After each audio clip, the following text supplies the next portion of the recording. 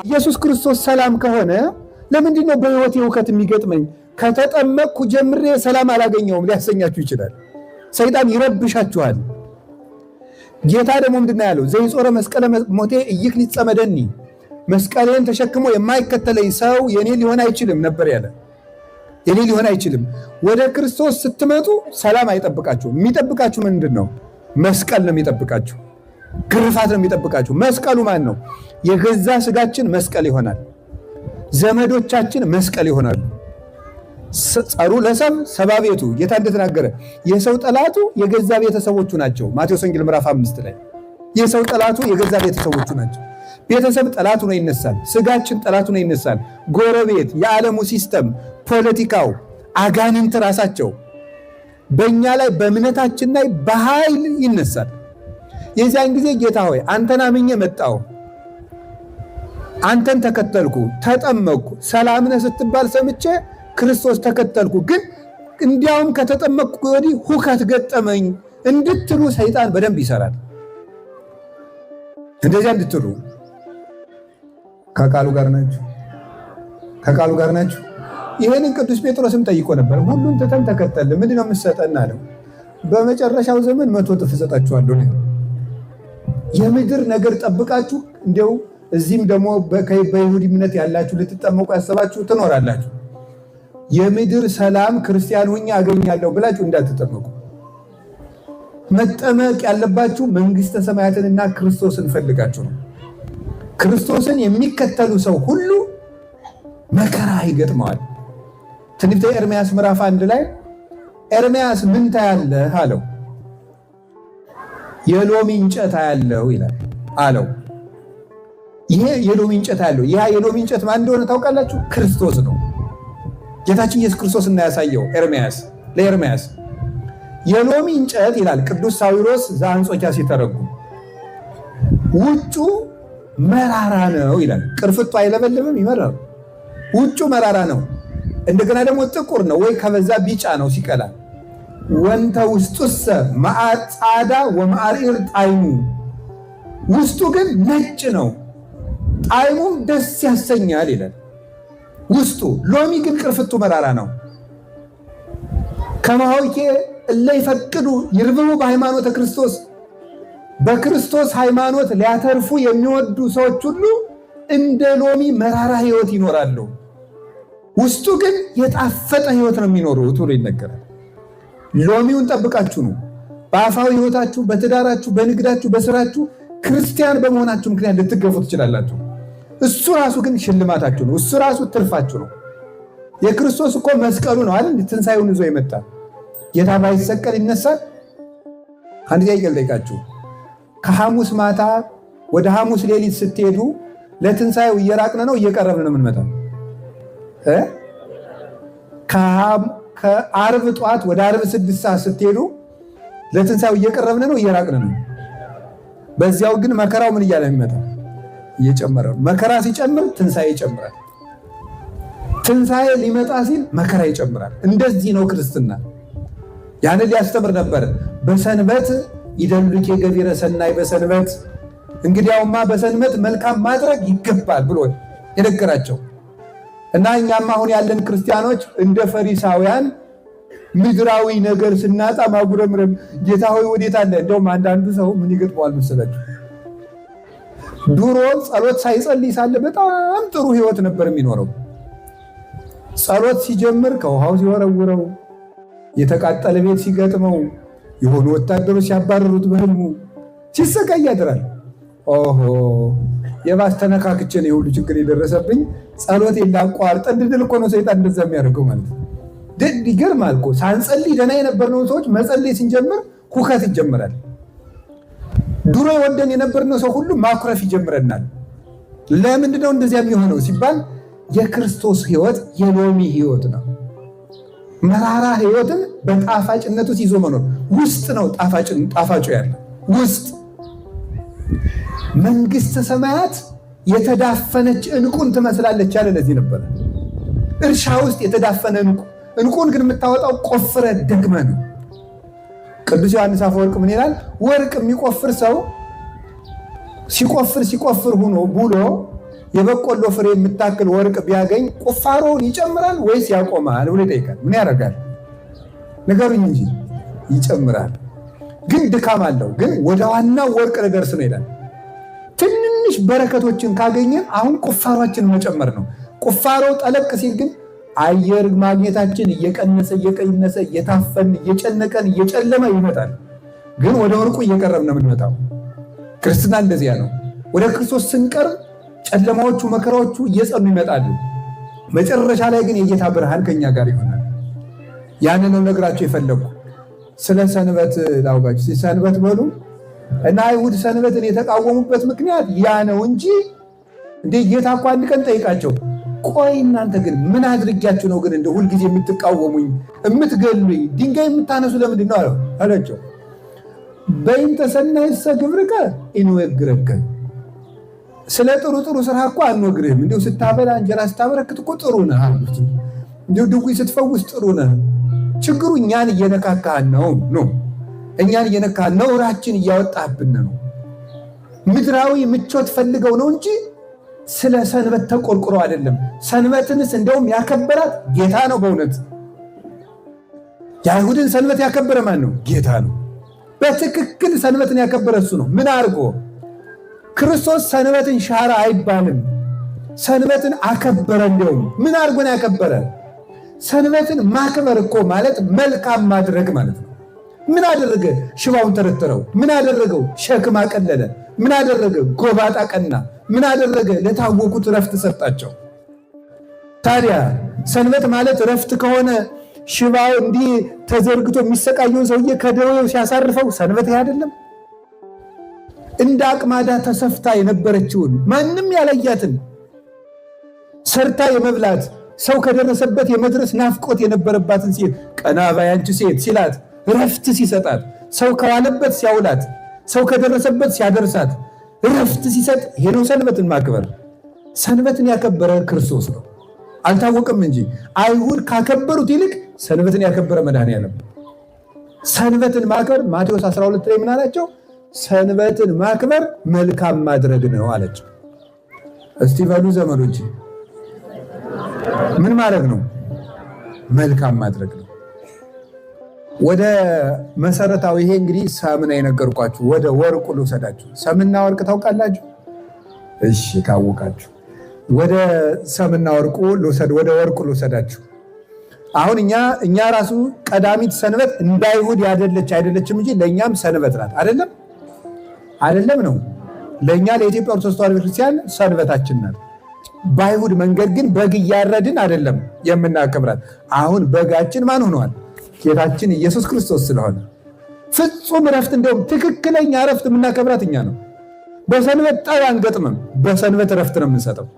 የተጣላን የምናስታርቀው ለእኛ ሰንበት ናት። ሌሎች ግብጾቹ፣ ሌሎቹ አብያተ ክርስቲያናት አርመን፣ ሶሪያ፣ ህንድ አያከብሯትም። ካቶሊኮች፣ ምስራቅ ኦርቶዶክሶች፣ ራሻ፣ ግሪክ፣ ዩጎዝላቪያ አያከብሯትም። እኛ እናከብራለን። እኛ ለምንድን ነው የምናከብረው? መሰረት ያለን ህዝቦች ስለሆነ ብሉይ ኪዳኑን የተቀበልነው ህዝቦች እኮ ነን። ኢትዮጵያውያን ልብ ብላችሁ ስሙ። ለእስራኤል ባለውለታ ናቸው። ዝርዝር አልነግራችሁም። ይሄን ኢትዮጵያውያን እግዚአብሔር እስራኤልን ሲመክር ምን እንዳለ ታውቃላችሁ? በትንቢተ አሞጽ ላይ እናንተ እስራኤላውያን ለእኔ እኮ እናንተ እንደ ኢትዮጵያውያን ናችሁ ነው ያላቸው። እንደማን ናችሁ ነው ያላቸው? እንደ ኢትዮጵያውያን። ኢትዮጵያውያን መደበኛ ህዝቦች ነን። እንደ ሀገራችን ከፍ ለማድረግ ወይም ዘር ለመጥቀስ አይደለም። ሲጀመር በነገራችሁ ላይ በዘር መመካት ከፍተኛ የሆነ በሽታ ነው። ጌታ ለምንድን ነው አይሁድን ሁልጊዜ እያሳለፈ የሚሰጣቸው ሲባል ምን ብለው እንደሚያስቡ ልንገራችሁ። የዛሬዎቹ አይሁዶች ያስቡ መረጃ የለኝም። የድሮዎቹ ግን ምን ያስባሉ መሰላችሁ? የእግዚአብሔር ምርጥ ህዝብ እስራኤል ናቸው። ሌላው ይላሉ፣ ተመልከቱ፣ ለእስራኤል መጠቀሚያ የተፈጠረ ነው። ታውቃላችሁ? እንደ ዕቃ ማለት ነው። እንደ ዕቃ ለእስራኤል አገልጋይ ሆኖ የተፈጠረ ነው። ምርጥ ህዝብ እስራኤል ናቸው፣ የእግዚአብሔር የመጀመሪያ ህዝብ። ሌላው አገልጋይ፣ እንደ አህያ፣ እንደ ከብት፣ እንደ በቅሎ አገልጋይ ነው። እስራኤልን ሊያገለግል ሊጠቅም የተፈጠረ ነው ብሎ ነው የሚያስቡት የቀድሞዎቹ። ይህን ትዕቢታቸውን ሊያጠፋ እኛ ምርጦቹ ሲሉ ጌታ ከሞዓብ አመጣና የክርስቶስ አያት ራሱ ማን ሆነች? ሩት። ሩት ማለት ሞዓባዊት ናት። እኛ እኮ የዳዊት ዘሮች ነን ሲሉ ዳዊት የማን ልጅ ነው? ዳዊት የማን ልጅ ነው? የሩት የልጅ ልጅ እኮ ነው። ቦዔዝ ከሩት እሴይን ወለደ፣ እሴይ ዳዊትን ወለደ። ሩት ሞዓባዊት ናት።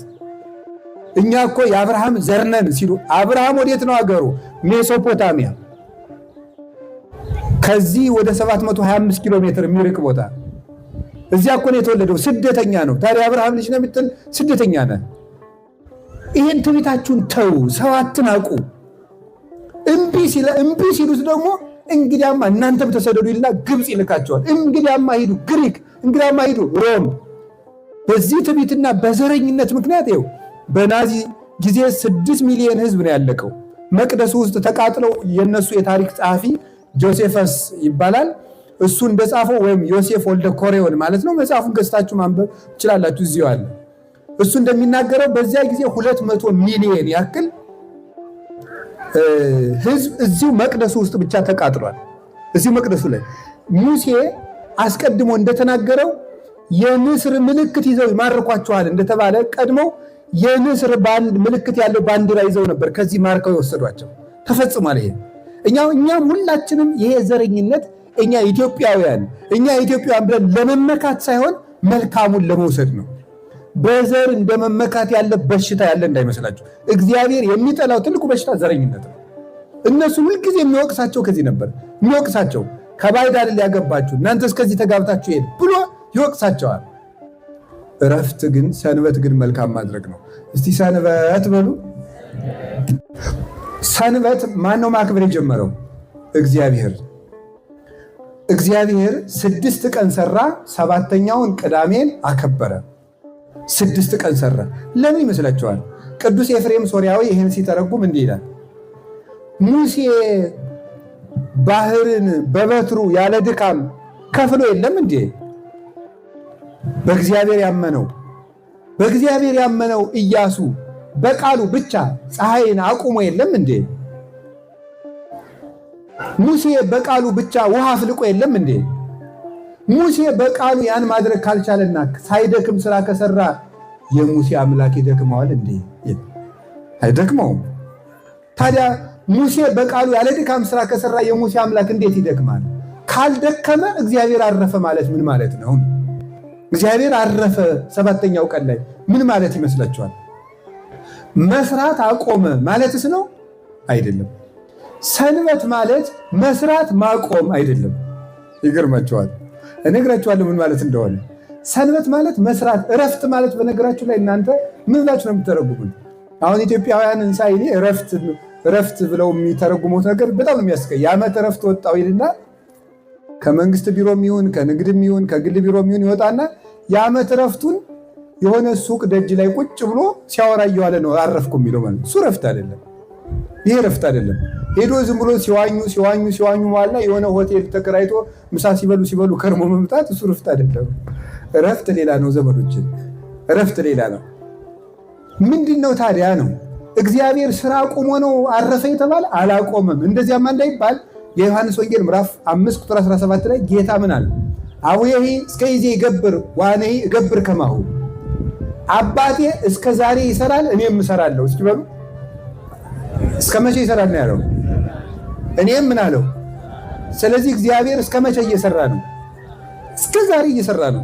ምን እየሰራ ነው? ይሄው ነፋሳትን እያነፈሰ፣ ይሄው ውቅያኖሱን ደመና ከውቅያኖስ ወርዶ ደመናው ወርዶ ከውቅያኖስ ውሃ ቀርቶ በደመናው መልአክ አማካኝነት ዝናብ ወደ ላይ ወጥቶ በተነጅሜ ረቂቅ ዘያቁሮ ለማያ አድርጎም ቀላው ያወርዶም ሰማይ በረቂቅ ጉም ውሃውን ቋጥሮ ወደ ላይ አውጥቶ መጽሐፈ ኢዮብ ላይ እንደተነገረ ይሰጠጥ ደመናሁ እንዳለ ኢዮብ ደመናው ሳይቀደድበት ይገርማል እኮ ደመና ያን ሁሉ ውሃን አንዳንድ ጊዜ በአውሮፕላን ሳይቆይ ዝናቡ የት ላይ ነው ያለ እላለሁ። አውሮፕላኑ ሰንጥቆት ያልፋል። ሰንጥቆት ሲያልፍ ውሃ አያፈስም። አይ አባ እንደው ጂኦግራፊ ስላልተማርክ ነው እንዳትሉ፣ እውነታችሁ ነው አልተማርኩም። ግን እንዴት ነው ውሃውን የሚቋጥርበት መንገድ ሂደቱን ሊያስረዱት ይችላሉ። ግን ረቂቅ ነው። ከዛ ደግሞ ልብ በሉ ደመና መጀመሪያ አካባቢ ዝናብ እንደዘነበ ካፊያን የሚያካፋው መሬቲቱ መሸከም ስትችል ደግሞ ጠበቅ ያለ ዝናብ ይዘንባል። መጀመሪያ አንድ ጊዜ ትልቅ ዝናብ ይዘን መሬት ታጥባ ትሄዳለች። እግዚአብሔር በአቅሟ እያጠገበ እንድትረካ ያደርጋታል። ታዲያ ይህንን የሚያደርግ እግዚአብሔር እየሰራ ነው። ሕፃናትን ከእናታቸው ማህፀን ውስጥ አሁን ልጅን እግዚአብሔር ያሳያቸው። እኔ በጣም ነው የሚገርመኝ ምዕመናን፣ አንድን ሕፃን ልጅ በተወለደ በ3ኛው ቀን በ4ኛው ቀን ወፍራም ብርድ ልብስ አፍንጫው ላይ ብትጭኑ ታፍኖ ይሞታል አይሞትም? ይሞታል አይደል? ሆድ ውስጥ እያለ ለምንድን ነው ታፍኖ ያልሞተው? የእግዚአብሔር ጥበቃ ነው። ቅዱስ ዳዊት እምከርሰ እማየ አንተ አምላኬ፣ አቤቱ ከእናቴ ማህፀን ሳለሁ አንተ አምላኬ ነህ ያለ ልጅ ነው። ሕፃናትን እየጠበቀ እየቀረጸ ዘይስዕሎሙ ለሕፃናት በውስተ ማህፀን እንዳለ ቅዱስ ያሬድ፣ ሕፃናትን በእናታቸው ማህፀን የሚቀርጻቸው የሚስላቸው የሚፈጥራቸው እሱ እግዚአብሔር ነው።